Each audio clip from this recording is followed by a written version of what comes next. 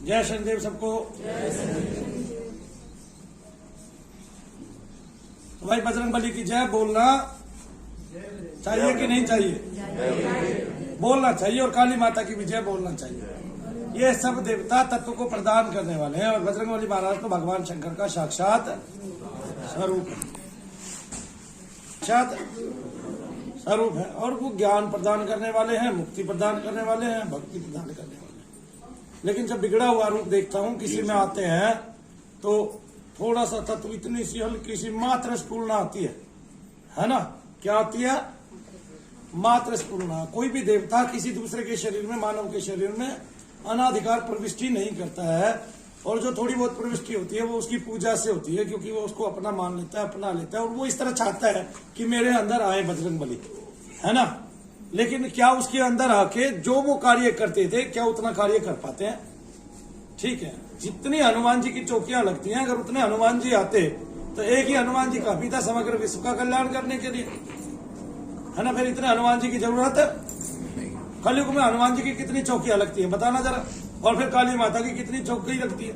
अगर वो जगत जननी है तो फिर वो एक से ही सबका उद्धार कर देगी।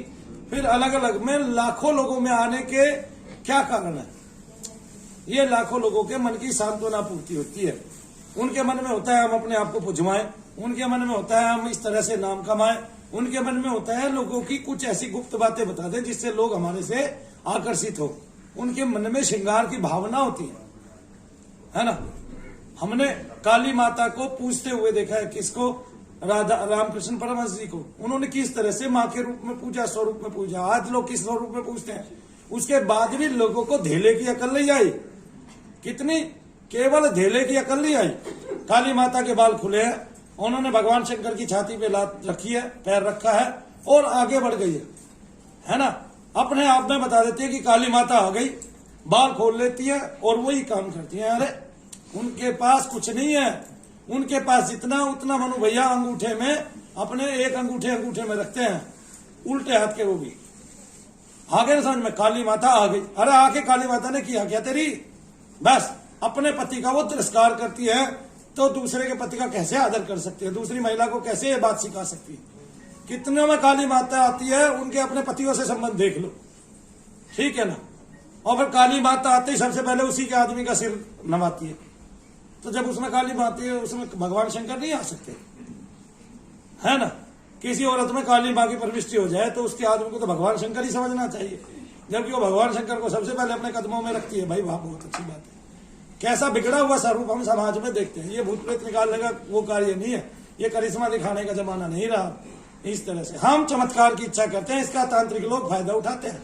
और तंत्रोक्त ही सारी चीजें बताती है, तंत्रोक्त ही सारी चीजें बताती है। काली माता ने राक्षसों का रक्त पिया है, ठीक है? और तुम काली माता बन के लोगों का, सामान्य लोगों का, सामान्य जनों का रक्त पी रहे हो, है ना? किसी चौराहे पे कुछ रखवा रहे हो, वहां से सामान्य जनता गुजर रही है, किसी चौराहे पे कुछ रखवा रहे हो, आप उल्टी सीधी बातें बता रहे हो। क्या समाज का रूप है? बताओ ये क्या रूप है समाज का, है ना? और जिन महिलाओं में काली माता आती है वो क्या करती है, और जिन लोगों में हनुमान जी आते हैं मुंह फुला लेते हैं, क्रोध में आ जाते हैं ऐसे जैसे हनुमान जी आ गए। तो क्या पूरे हनुमान जी उसी में आ गए? और आ गए तो फिर पर्वत भी उठाएंगे, फिर वही काम करेंगे जो करते थे, फिर उछलेंगे भी, कूदेंगे भी, आसमान में भी उड़ के दिखाएंगे। फिर वो सारे काम क्यों नहीं होते? जब किसी में काली माता आती है तो फिर वो संसार में दुनिया भर के दुष्ट है, क्या उनका संहार क्यों नहीं करती? फिर वो त्रिशूल घर तक सीमित कैसे रह जाता है ना? रक्त तो चढ़वाती हैं बहुत सारे लोगों से। इस तरह की काली माता आती है और समाज में इतनी काली माता है और इतने हनुमान जी आते हैं तो फिर लोगों का उद्धार क्यों नहीं हो रहा? फिर मनु भैया को इस रूप में बैठने की आवश्यकता ही क्या थी? नहीं, बिल्कुल सरलता से, सादगी के साथ, प्रेत केवल मंत्र के माध्यम से जो उतारे उसी को भक्त समझना।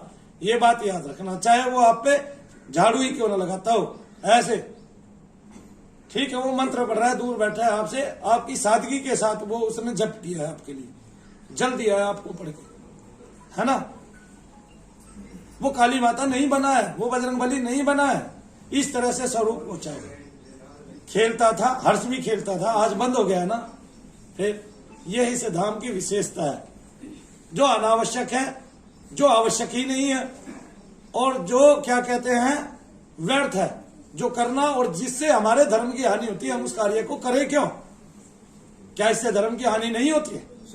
रामकृष्ण परमहंस ने किस रूप में पूजा, हमने काली को किस रूप में मान लिया? आज कालका जी के मंदिर में जाके दुनिया भर की औरतें खेल जाती है, बोला हम ही काली है, तो फिर मूर्ति क्या कर रही है यहाँ? उस मूर्ति में जितना वेग है उसका कण मात्र भी उनमें नहीं है, कण मात्र भी उनमें वो तेज नहीं है, क्योंकि जो मूर्ति है वो आपकी आशाओं के अनुरूप सबको शक्ति प्रदान करती है।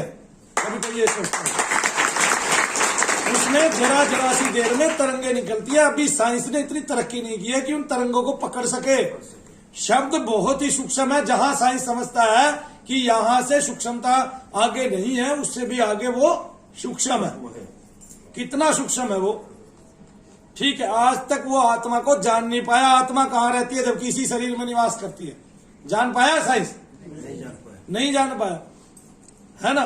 बुद्धि के नाम की उसको कुछ गांठें दिखाई देती हैं कि ये बुद्धि का एरिया है ना, ये इधर का मस्तिष्क है, ये इधर का मस्तिष्क है।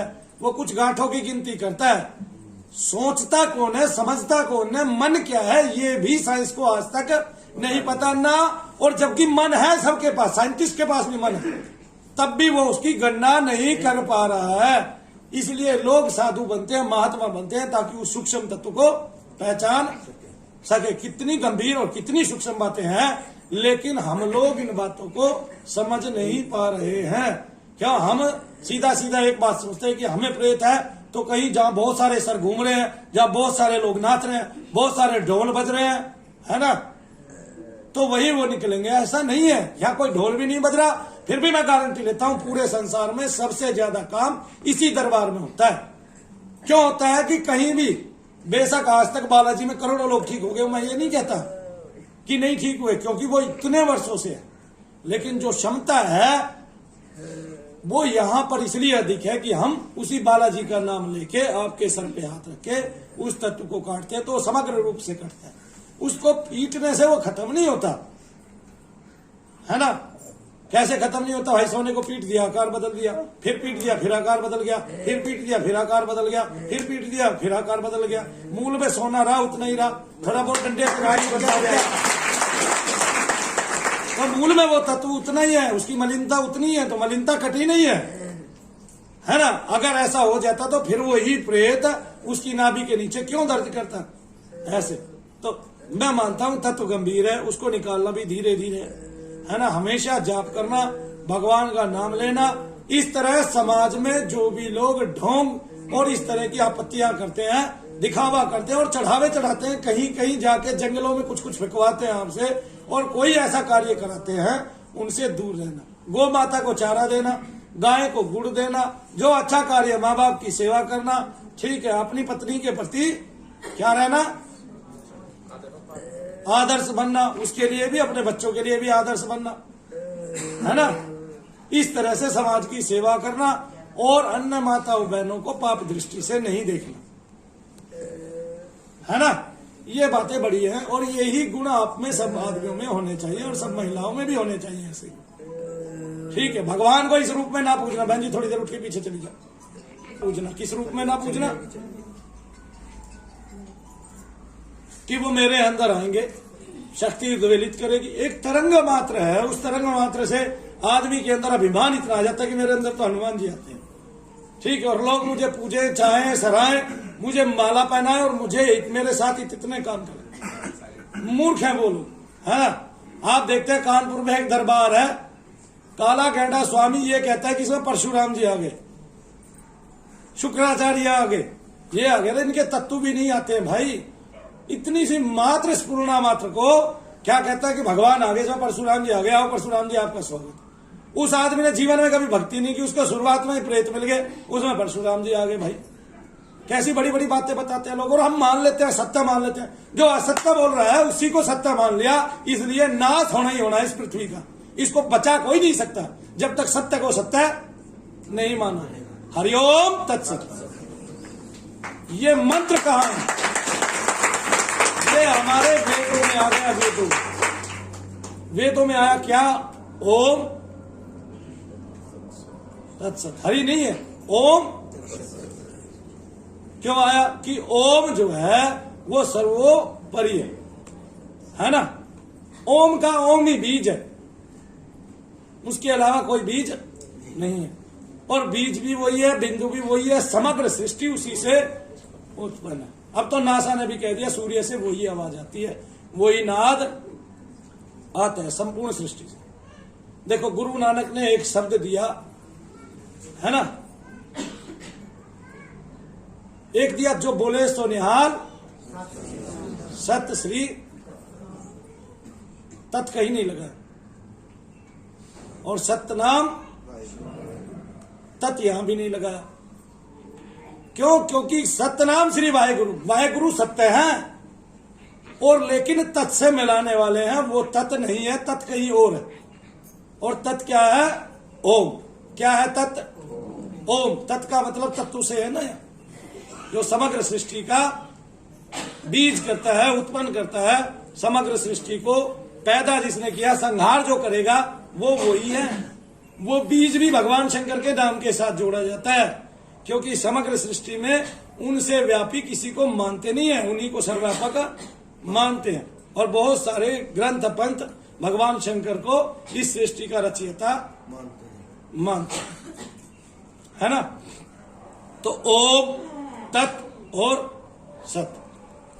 सत्य तो इस पृथ्वी पर बचा हुआ है नाम में, और उस नाम के जरिए हम तत्व तक पहुंचते हैं, है ना। गुरु नानक ने भी जो 2 जगह कहा, जो बोले सो निहाल सत्य श्री है। तो जहां सत्य है वहां श्री है, यानी कि ताकत है, शक्ति है, वृद्धि है, धन है, ऐश्वर्य है, वहां सब कुछ है जहां सत्य है। लेकिन अगर जहां तत्व है तो वो तत्व कहां है? उस तत्व की खोज करो तो वो तत्व ओम में छिपा हुआ है। वो इसलिए जो ओम की साधना करते हैं वो विशिष्ट होते हैं पूरे पृथ्वी लोक में। क्या होते हैं? और उनको योगी जन कहा जाता है और महायोगी जन कहा जाता है। उन्हीं को इस संसार की धुरी माना जाता है, ठीक है। और वो महात्मन अपने सारे गुणगान करते हुए, भगवान का, उस सर्वव्यापी प्रभु का गुणगान करते हुए लास्ट में ओम जरूर कहता है। कहेगा कि नहीं कहेगा? किसी महात्मा की गणना ओम के बिना जो सनातनी है पूरी होती ही नहीं है। तो फिर ओम कहां से आया है? और ओम आया है तो फिर उसकी व्याख्या क्या है? किसी के पास कोई व्याख्या ही नहीं है। क्यों? क्योंकि वेद भी नेति नेति कह डालते हैं कि भाई अब उसका हमें कोई पार नहीं है, क्योंकि वो शब्द इतना सूक्ष्म है। अब मैंने बताया जब मन सबके अंदर है और वो वैज्ञानिक मन को ही नहीं खोज पा रहे हैं तो वो विज्ञान खोजेगा क्या? हो उसने बहुत चीज खोजी है, वो चीजों को हम चमत्कार भी मानते हैं, लेकिन चमत्कार कुछ नहीं है, सब पृथ्वी पे पहले से ही उत्पन्न है। कोई अगर आपको कोई चमत्कार करके दिखाता है तो वो चमत्कार नहीं है, क्योंकि वो तत्व सब जगह है। देखो एक महात्मा ने क्या किया कि वहां पर एक बूंद किसकी? दूध की, किसमें डाली? गंगा जी में, और निकाली कहां से? क्षीर सागर से निकाल के अपने भक्तों को दिखा दी, ये मैंने वहां डाली थी। अब जहां डाली थी वो सब जगह मौजूद है, जो यहां हो रहा है वो सब जगह मौजूद है। ये ईश्वर की कल्पना नहीं है, उसकी स्फुरना मात्र है। हम जहां हैं वहां से भगवान कृष्ण अर्जुन को क्या कहते हैं कि तू कितने जन्म ले चुका है ये मैं जानता हूं, है ना। और वो कितने जन्म ले चुके हैं भीष्म पितामह ये भी मैं जानता हूं, लेकिन मैं कितने जन्म ले चुका हूं ये कोई नहीं जानता। और अर्जुन तू जितने जन्म ले चुका है ये तो मैं जानता हूं, तू कितने जन्म ले चुका है ये तू नहीं जानता, है ना। तो अर्जुन ने जितने जन्म लिए अर्जुन को नहीं पता। फिर अर्जुन को कहते हैं कि ये तेरा कितनी बार दादा बना है ये मैं जानता हूं, तू इसका कितनी बार दादा बना है ये भी मैं ही जानता हूं। तो ये दादा पर दादा का खेल तो चलता रहता है। तुम सत्य के साथ हो ये मैं जानता हूं, वो अधर्म का हाथ पकड़े हुए हैं ये भी मैं जानता हूं। इसलिए धर्म की विजय होनी जरूरी है।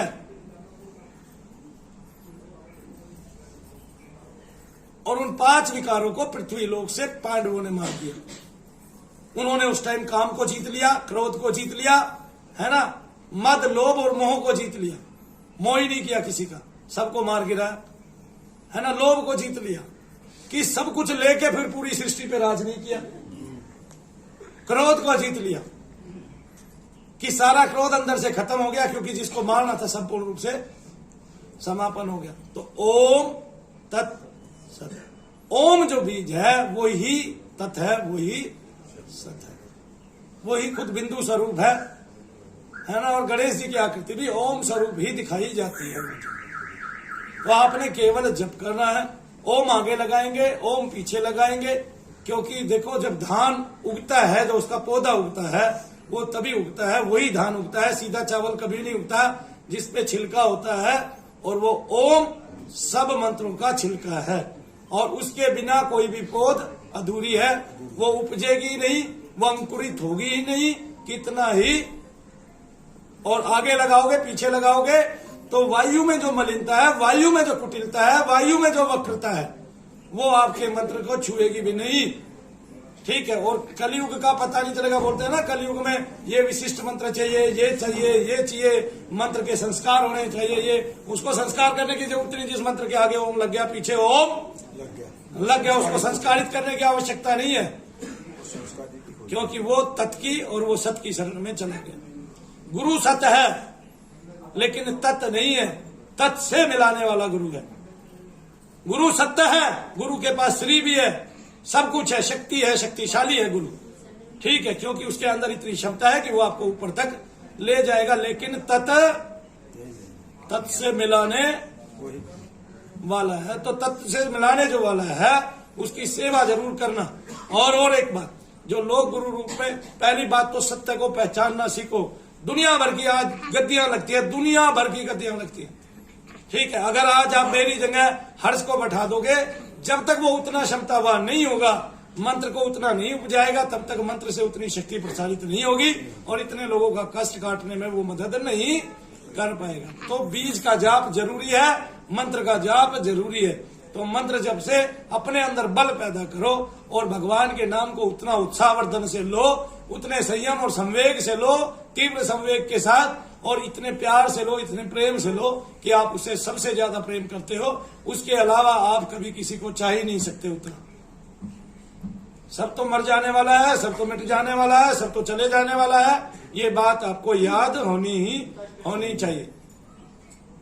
मन उद्वेलित होगा, बार बार पद से गिराएगा, बार बार नीचे लेके आएगा, लेकिन लगातार भगवान नाम जप करने से उसकी क्षमताएं घटती चली जाएंगी और आप अच्छे ध्यान की ओर चले जाओगे, सुगमता आ जाएगी आपके अंदर। तो जो इस रूप में भूत प्रेत को निकालना चाहते हैं कि माताओं बहनों का सर खेलता है, गाने चला देते हैं, माता के भजन चला देते हैं, मशानी का भजन चला देते हैं, ये चला देते हैं, वो चला देते हैं, क्षेत्रीय देवताओं को जो आगे लेके आते हैं, उनको बलियां देते हैं खून की, उन पर कभी भी विश्वास मत करना। जो पुराने आरेखे अलग अलग तरह के टोटके बताते हैं, वे सब अपने मन से बताते हैं, ये कहीं नहीं लिखे हुए टोटके। भगवान शंकर ने तंत्र के कई ग्रंथों में कुछ टोटके लिखे हुए हैं, आगे ना जो माता पार्वती को बताया, लेकिन ऐसे ऐसे टोटके ये खुद ही बना लेते हैं। खून चढ़ा दिया, ये चढ़ा दिया, वो चढ़ा दिया, फलाना चढ़ा दिया है, महिला के वस्त्र ले लिए, मलिन वो चढ़ा दिए, ऐसे ऐसे काम करते हैं। मैंने तो भाई तंत्र के कई ग्रंथ पढ़े हैं, लेकिन उनमें कभी नहीं पढ़ा कि आपने उल्लू के पंजे ही चढ़ाने, है ना, उसका कलेजा ही चढ़ाना है, कबूतर का या मुर्गे का ये चढ़ाना है। लेकिन ये सारे के सारे कार्य होते हैं समाज में। लोगों का महात्माओं से विश्वास उठ गया, महात्माओं के पास नहीं जाते, चमत्कार देखना चाहती है माताएं बहनें। इस चक्कर में वो तांत्रिकों के चक्कर काटते हैं और तांत्रिक एक दिन उनको भी तांत्रिक ही बना देता है, क्योंकि वो जानता है कि इससे उद्धार नहीं होना है। तू तो फंस गया अपने भूतों को, इसको भी फंसा दे। महात्माओं का आकर्षण कम रह गया है ना, तो इसलिए सनातन पत्तियां जो है वो क्षीण होती जा रही है ना। कितने लोग शंकराचार्य के पास जाते हैं और उन मठों में जाते हैं, मुझे बता दो। जहां हमारे उन मठों की शाखाएं खुलनी चाहिए थी, वहां दुनिया भर के क्रिश्चियन स्कूल खुले हुए हैं, सेंट जेवियर, सेंट टेरेसा और क्या कहते हैं, और पता नहीं कितनी। मेरे आसपास ये बहुत सारे लोग उनमें पढ़ा के खुश होते हैं, ये सोचते हैं मेरे बच्चे का एडमिशन हो जाए तो बढ़िया बात है। वो विद्या पे कब्जा कर रहे हैं, हमारा गुरुकुल खत्म होता जा रहा है, हमारी सनातन पत्तियां खत्म होती जाती हैं, जबकि उनमें जो शक्ति विराजमान है वो दुनिया में कहीं नहीं। जो ज्ञान उससे मिलता है वो कहीं नहीं। आप अपने पुराणों को पढ़े, कम से कम एक पुराण तो सब अपने घर में रखे ही रखे, चाहे वो कोई भी हो, चाहे शिव पुराण ही क्यों ना हो, चाहे शिव पुराण ही क्यों ना हो।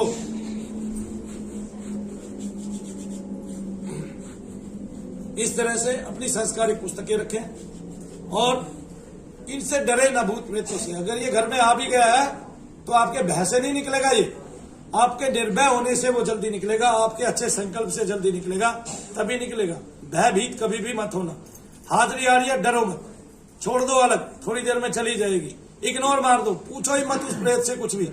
वो उसके आपके घर में जितने नुकसान हुए हैं उसने देखे हैं, वो सबको अपने जिम्मे लगा देगा कि मैंने किए। आपके घर में कोई मरा गिरा भी है तो वो कह देगा मैंने मारा है उसको, और आप उससे और भयभीत हो जाओगे, घबराते जाओगे, और वो इस बात का फायदा उठाता चला जाएगा। तो आप में कंपन आ जाएगा, आपकी देह कांपने लगेगी, और भूत के नाम से दुनिया में एक अलग सा खौफ उत्पन्न हो जाएगा। तो इस खौफ को अपने अंदर जमा न होने दें। भूत प्रेतों की जो फिल्में आप देखते हो, अगर उनका साउंड बंद कर दोगे तो आप देखोगे साउंड के बिना कोई प्रभाव ही नहीं पड़ा। ये जो तत्व है ये एकांत में रहना चाहता है, अकेले में रहना चाहता है। हम उसके लिए एकांत छोड़ते नहीं, अकेलापन छोड़ते नहीं, उसको एकांत दो और मंत्र जाप से उसकी वृद्धि कर दो, उसको अच्छी आत्मा में बदल दो। हम जो, मैंने फिर बताया, हम जो पितरों का भोग देते हैं वो ना दे। कब ना दे? जब आपके पितृ योनि में ना हो, पितृलोक में ना हो। जब अगर वो प्रेत योनि में है, उनको आपने भोग दिया, वो इतने सूक्ष्म हो जाएंगे किसी को दुखाई नहीं देंगे, और आपके शरीर में अनावश्यक रूप से इतने दर्द उत्पन्न हो जाएंगे जैसे अब मरे अब मरे अब मरे। भगवान ने ये शरीर 120 वर्ष तक के लिए दिया है। देखो मैं 44 साल का हो गया, मुझे आज तक कहीं भी दर्द नहीं है। अगर मैं इस शरीर से ज्यादा काम लूंगा तो कुछ ना कुछ तो होगा ही, गला खराब होगा और कुछ होगा, लेकिन दर्द कहीं भी नहीं रहता है रेगुलर, ये बात याद रखो, है ना। फीवर भी आएगा, गतिरोध भी उत्पन्न होगा शरीर में, ठीक है, कंपन भी होगा, सारी चीजें होंगी, लेकिन जो मेरे जोड़ है, जबकि मैं कितना बैठा हूं जीवन में, आप लोग सोच नहीं सकते, आप लोगों के मन बुद्धि में नहीं है ये बात, लेकिन फिर भी मेरे पैरों में कहीं भी किसी भी जोड़ में दर्द नहीं है। भगवान ने हमें ऐसा बनाया है कि हम 120 वर्ष तक स्थिरता के साथ रहे, शांति के साथ रहे, तो अपना जीवन निर्वाह कर सकते हैं, अपने शरीर को चला सकते हैं, लेकिन हम नहीं चला रहे। ठीक है, क्यों? क्योंकि भूत चलने नहीं दे रहे। इसके लिए हमें भगवान का नाम शुरू से ही लेना पड़ेगा, जन्मजाति लेना पड़ेगा। अपने बच्चों को भगवान में लगाओ, कोई ना कोई हनुमान चालीसा ही सिखा दे अपने बच्चों को, ये सोच के सिखा दे कि ये कैची वाले बाबा थे, कैची धाम वाले बाबा, जिनके पास गूगल वाला आया था, उन्होंने बचपन से लेकर और आखिर तक हनुमान जी की साधना की, और वो इतने विलक्षण हो गए, कई कई शरीर रख के दुनिया में घूमते थे, और वो क्या कहते हैं, जो चाहे मन में वो कर देते थे। ऐसी सृष्टि उनके शरीर की, पंच तत्वों पर उन्होंने अपना अधिकार पूर्ण रूप से उत्पन्न कर दिया था, और वो लेटे भी रहते और खड़े भी रहते। ठीक है, यहाँ भी है वहां भी है, ऐसे ऐसे वो घूमने लग गए थे। अमेरिका की घटना, अमेरिका में एक चौराहे पर एक पुलिस वाला रोज उन बाबा को निकलते हुए देखता था। एक दिन वो किसी के यहाँ, कोई इंडियन था, उसके यहाँ भोजन करने गया, उसने बताया अरे ये कौन है? बोला हमारे गुरुजी है। बोला ये तो रोज चौराहे से जाते हैं। बोला इन्होंने तो शरीर त्याग रखा है। बोला कैसी बात कर रहे हो, मैं हाथ देता हूँ और ये मानते नहीं है, और रोज आना चौराया क्रॉस कर लेते हैं। कितनी बड़ी बात है। और वो व्यक्ति उसी दिन से कंबल वाले बाबा, क्या नाम है उनका, नीम करोली के बाबा का दीवाना हो गया। इसी तरह गूगल वाला भी, उसके साथ भी ऐसी घटना कोई घटित हुई, और वो भी बाबा का दीवाना हो गया। तो वो विलक्षणता केवल हनुमान चालीसा से। सुंदर कांड सिद्धियों का खजाना। अगर आपका बच्चा या आप रोजाना पढ़ते हो तो इतनी सिद्धियां इकट्ठी हो जाएंगी कि आपके पास कभी कोई कमी नहीं रहेगी। वही आपके जीवन को जो है इतने वेग से चला देंगे कि आपका जीवन समृद्धशाली, सुखशाली, वैभवशाली होकर बीतेगा। इन सिद्धियों के ये मायने। तो इसलिए कोई ना कोई एक ऐसा तत्व पकड़ ले। सबसे बड़ी बात तो क्या पकड़े, ये बात मैं आज सबको बता रहा हूं कि जैसे मान लिया मनु भैया है, मैं अगर भगवान की कोई स्तुति पढ़ता हूं और उसमें मुझे वाइब्रेशंस होता है, शक्तिपात होता है, मेरे रोम रोम खुल जाते हैं, वो चीज आपके लिए सदैव फायदेमंद है। जैसे मैं साम द्वारा भगवान शंकर की स्तुति पढ़ता हूं, है ना, शाम द्वारा भगवान सूर्य की स्तुति पढ़ता हूं, तो जब भी पढ़ूंगा मैं उससे मुझे बहुत ताकतवर तरीके से वाइब्रेशंस होती है। अब भगवान सूर्य का तत्व है या शंकर उसका तत्व है ये नहीं सोचना मैंने। लेकिन जिस चीज को, जिस पुस्तक को और जिस विधि को और जिस संस्कारवान हमारी आरती चालीसा या पाठ को पढ़ के हमें शक्तिपात होता है, वाइब्रेशंस होती है, हमारे रोम रोम खुल जाते हैं और हमारे अंदर लहर उठती है, वेग आता है, उसको हमें बार बार पढ़ना चाहिए और उसी को हमें याद करना चाहिए। पुष्पदंत की एक स्तुति है ना, वो किसी के दूसरे के बगीचे में जाके और फूल चढ़ाता था और भगवान शंकर पे चढ़ाता था, याद है किसी को? शिव महिम, मेरे ख्याल से स्तोत्र के नाम से वो स्तुति है। तो उसको पढ़ने से मुझे बहुत वाइब्रेशंस होती है, मैं उसको कम पढ़ता हूं, लेकिन सांब सांब महाभाव शृणु गुह्य सनातनम इसको ज्यादा पढ़ता हूं। तो जिसको पढ़ने से, जैसे हनुमान चालीसा पढ़ने से अगर आपके शरीर के रोम रोम खुलते हैं, काली माता की कोई स्तुति पढ़ने से, अपने घर बहुत सारी पुस्तकें लेके आओ सारे देवी देवताओं की और फिर उनको पढ़ो, और जो पढ़ रहा है, जिसको पढ़ रहा है और जिसको पढ़ने से आपके शरीर के अंदर वेग की धाराएं चलने लगे, ये समझो वो देवता आपके तत्वों के अनुकूल है और फिर उसको पूरे जीवन भर पढ़ो। मैं ये कहता हूं तुम्हारे जीवन में दुखों का कण मात्र भी नहीं रहेगा। जैसे हमने दीपदान की साधना बताई, तो 2 साल तक जो करेगा उसके घर में कोई कष्ट नहीं रहेगा, ये मेरी गारंटी है, लिख के ले लो। लेकिन उतने संवेग से, उतने प्रेम से, ईश्वर को अपना सब कुछ मान के ही वो देना है ना। हम ईश्वर को सब कुछ नहीं मानते हैं, मैं तुम्हें आज भी बता दूं। जो हमें श्वास दे रहा है हम उसको नकारते हैं, हम उसको सर्वस्व न्यौछावर कभी नहीं करते हैं। हमारा जब खुद का बेटा मर जाता है तो हम करा करा के रोते हैं, हमें रोटी नहीं पाती है 10-20 दिन। लेकिन हमारे से हमारा भगवान छूट गया, हमारा भगवान हमारे से मर गया, हम उसके लिए कभी नहीं कराते हैं। जो छूट गया वो मर गया समझो, हमने छोड़ दिया उसको, हम विस्मृत कर रहे हैं उसको। और जब बेटे का प्राण निकलता है तो माँ बाप की चित्कार निकलती है। हमने वैसी चित्कार कभी नहीं की, जिसने की उसने पा लिया। तो किसने की?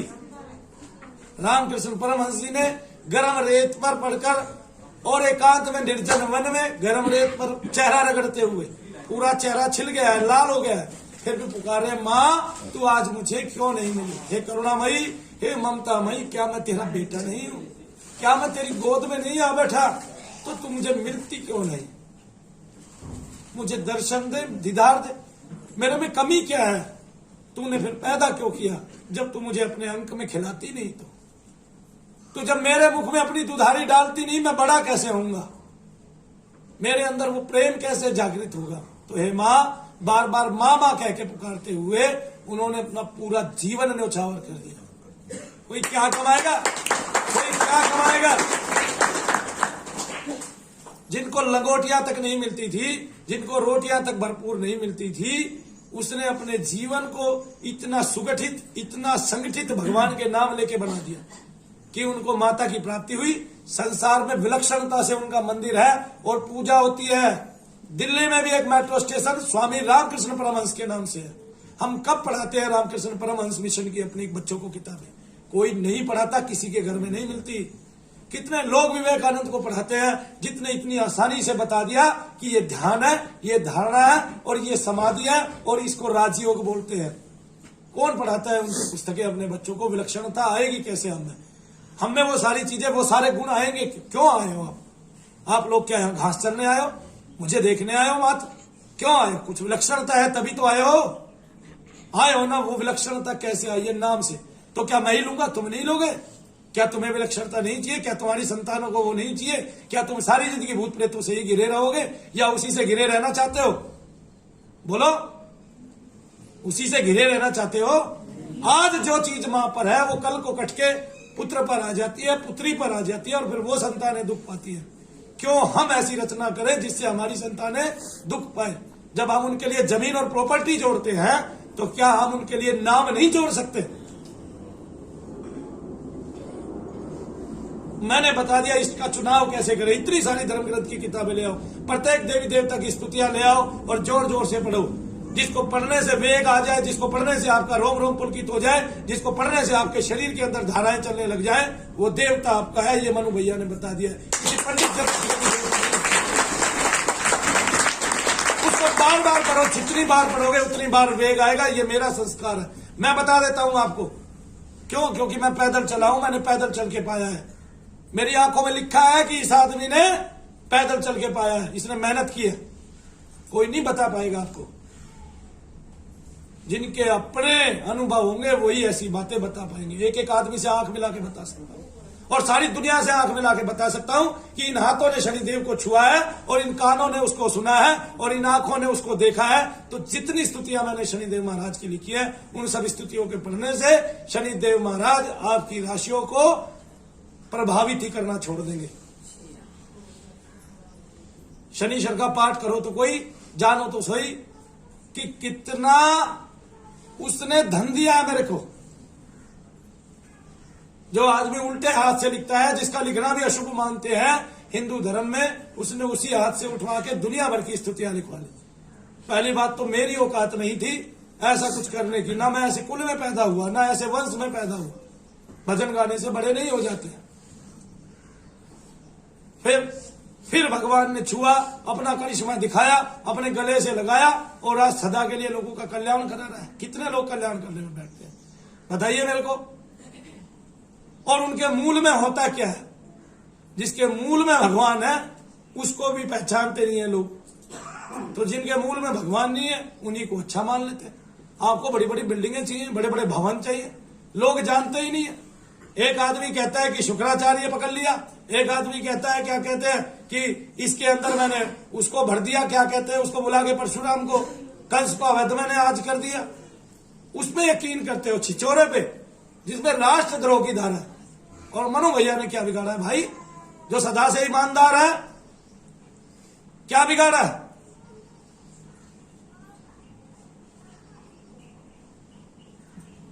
तुम्हारी सेवा नहीं कर रहा हूं क्या? फिर किसी गरीब की आहें लिए, दुखाया किसी का दिल नहीं। महाराज जी बैठे, कल दुनिया भर के लोग आए, उनमें से बहुत सारे लोग ठीक हो गए और कई माताएं बहनें ठीक हो गई, तो दिल गदगद हो गया और ये जीवन सफल हो गया। ये उनके ये कहने से कि भैया मैं बिल्कुल ठीक रह रही हूं और ठीक हो गई। मन्नू भैया के लिए ताली हो जाएगा। नहीं करना है, अपने अपने बच्चों को संस्कारवान बनाना है और बनाकर ही दम लेना है। आपकी भूत प्रेत की बातें, आपका भूत प्रेत का असर तभी उतरेगा जब आप अपने घर में भक्तों को पैदा करोगे। आखिरकार तो क्या, किस लिए डॉक्टरों की डिग्रियां ढूंढते हो?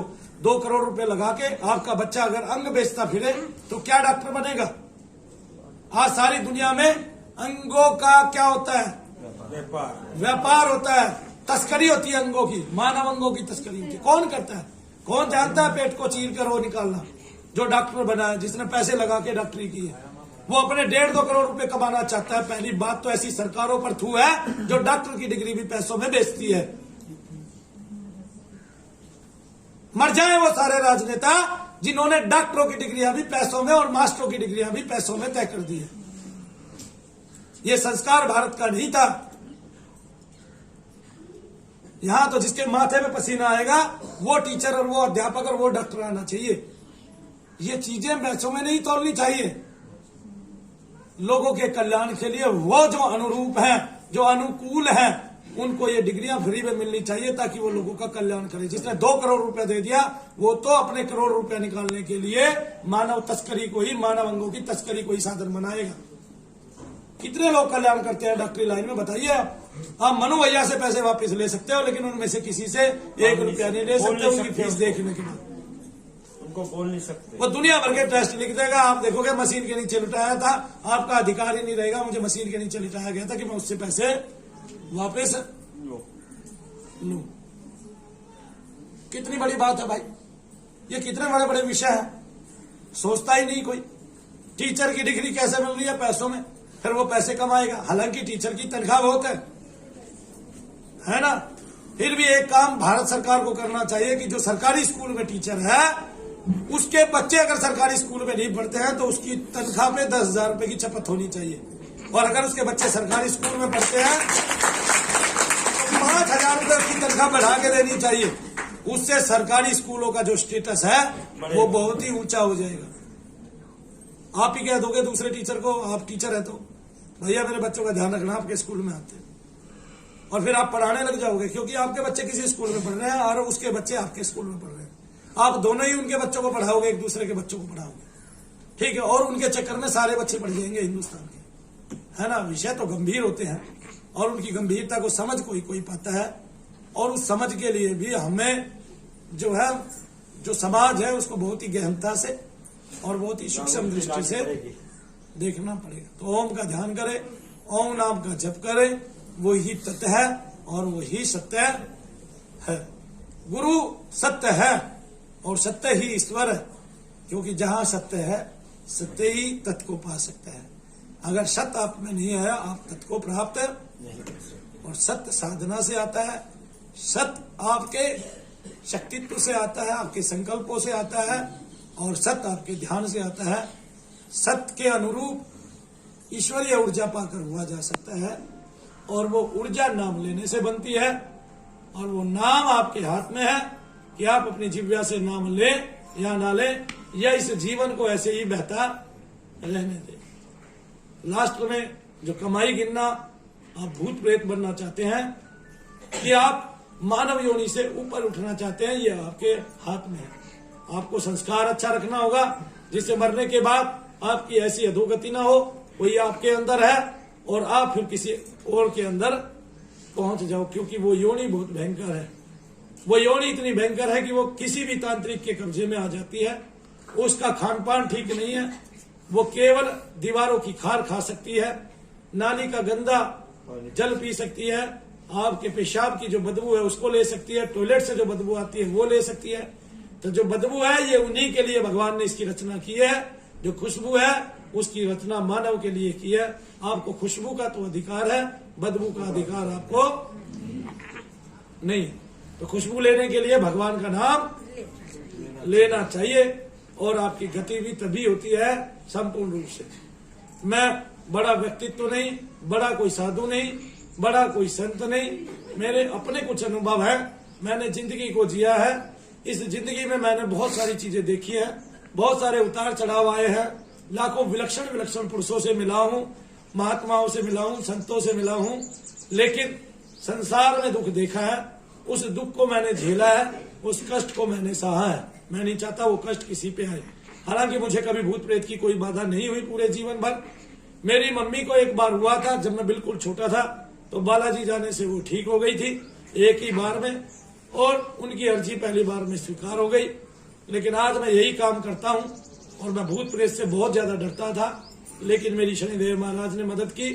मैं उनसे लड़ा, मैं उनसे जूझा भी, मैं उनसे टकराया भी, और मुझे प्रेत के अस्तित्व का पता चला भी, और अंततः मैंने वही कार्य लोगों के भले के लिए किया।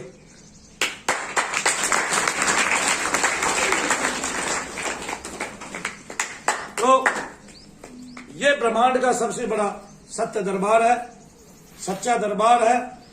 जैसे मंदिर होता है, ये मंदिर की तरह पाक शाक है, इसमें कोई दाग नहीं है।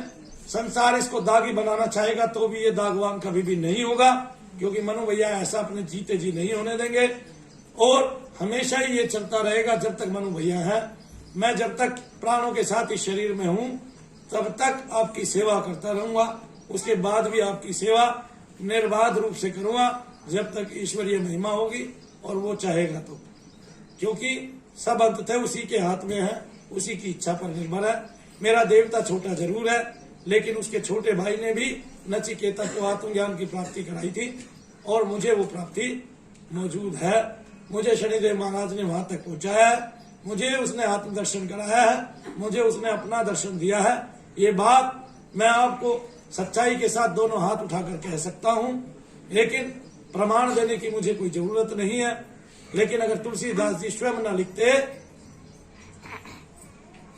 तुलसीदास चंदन घिसे तिलक दे तिलक वीर, तो कौन जानता कि तुलसीदास जी चंदन घिस रहे थे और तिलक देने, तिलक किसको लगा रहे थे? रघुवीर को, भगवान को लगा रहे थे। और जब लक्ष्मण जी आए तभी पहचान पाए कि अरे ये तो श्री राम जी को मैंने तिलक लगा दिया, है ना, और मुझे मेरे इष्ट की प्राप्ति हो गई। तो भाई मेरे इष्ट तो एक छोटा सा तारा है, ठीक है, लेकिन जिनके बड़े हैं ये उनसे बड़े इसलिए हुए क्योंकि मैं समाज में जहां जिस रूप में कार्य कर रहा हूं, वहां दुनिया के सारे देवी देवताओं की शक्तियां आती हैं उन लोगों में झल के, जो ये कहते हैं मेरे पास इतनी सिद्धि है, मेरे पास इतनी सिद्धि है। मनु भैया के पास कोई सिद्धि नहीं है, मेरे पास केवल नाम का बल है, नाम का सहारा है, उसको मैं छोड़ूंगा नहीं कभी भी। वो मुझे छोड़ जाए तो कोई गम भी नहीं होगा, क्योंकि हो सकता है मैं उस लायक ना हूं, लेकिन मैंने उसका हाथ थामा हुआ है।